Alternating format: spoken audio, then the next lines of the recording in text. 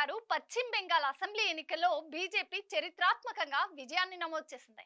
బెంగాల్ రాజకీయాల్లో దశాబ్దాలుగా ఉన్న ప్రాంతీయ పార్టీల ఆధిపత్యానికి తెరదించుతూ బీజేపీ మొదటిసారిగా అక్కడ ప్రభుత్వాన్ని ఏర్పాటు చేయబోతోంది. బెంగాల్లో పాగ వేయడానికి దశాబ్దంగా ఎదురు చూస్తున్న బీజేపీ తన కలను నిజం చేసుకుంది. అక్కడ ప్రభుత్వాన్ని ఏర్పాటు చేయడానికి 148 స్థానాలు అవసరం కాగా బీజేపీ అభ్యర్థులు ఏకంగా 206 మంది విజయం సాధించారు. దీంతో కమలం పార్టీ క్లీన్ మెజారిటీతో అసెంబ్లీలో అడుగుపెట్టనుంది. ఇక అక్కడ తృణమూల్ కాంగ్రెస్ 81 స్థానాలకు పరిమితమై 15 ఏళ్ల అధికారాన్ని కోల్పోయింది. భవానీపూర్ నియోజకవర్గంలో మమతా బెనర్జీ ఓటమి పాలయ్యారు.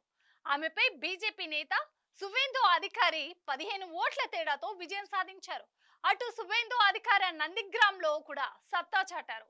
కాంగ్రెస్ 2 స్థానాలకు, కమ్యూనిస్టులు 1 స్థానానికి పరిమితమయ్యారు. అయితే బీజేపీకి తన సీఎం అభ్యర్థిని ఎంపిక చేసుకోవడం తలకు మించిన భారం అవుతుందని అంచనా.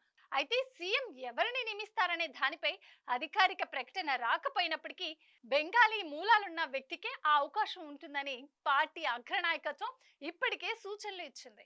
ఎన్నికల ఫలితాలను మమతా బెనర్జీ సంచలన ఆరోపణలు చేశారు. బీజేపీ ఇది గెలుపు కాదని, లూటి అని మండిపడ్డారు. ఎన్నికల కమిషన్ ఇప్పుడు బీజేపీ కమిషన్ గా మారిందని ఆమె ఆరోపించారు. బీజేపీ సుమారు 100కు పైగా స్థానాలను లూటీ చేసిందని, దీనిపై తాము చేసిన ఫిర్యాదును అధికారులు పట్టించుకోలేదని ఆమె ఆగ్రహం వ్యక్తం చేశారు.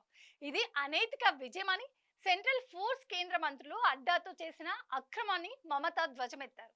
ఎన్నికల ఫలితాలు ప్రతికూలకంగా ఉన్నప్పటికీ తృణమూల్ కాంగ్రెస్ మళ్లీ బలంగా పుంజుకుంటుందని మమతా బెనర్జీ ఆశాభావం వ్యక్తం చేశారు. అక్రమాలకు వ్యతిరేకంగా తమ పోరాటం కొనసాగుతుందని ఆమె స్పష్టం చేశారు. పశ్చిమ బెంగాల్ ఫలితాలపై ప్రధాని నరేంద్ర మోదీ ఎక్స్ లో పోస్ట్ చేశారు. రాష్ట్ర బీజేపీ కార్యకర్తలు కఠోర శ్రమ వల్లే ఈ విజయం సాధ్యమైందని అన్నారు. ఈ ఎన్నికలు ఎప్పటికీ గుర్తుండిపోతాయని చెప్పారు. మంచి పాలన అందించాలనే బీజేపీ అభిమతమే అంతిమంగా పైచేయి సాధించిందని చెప్పారు.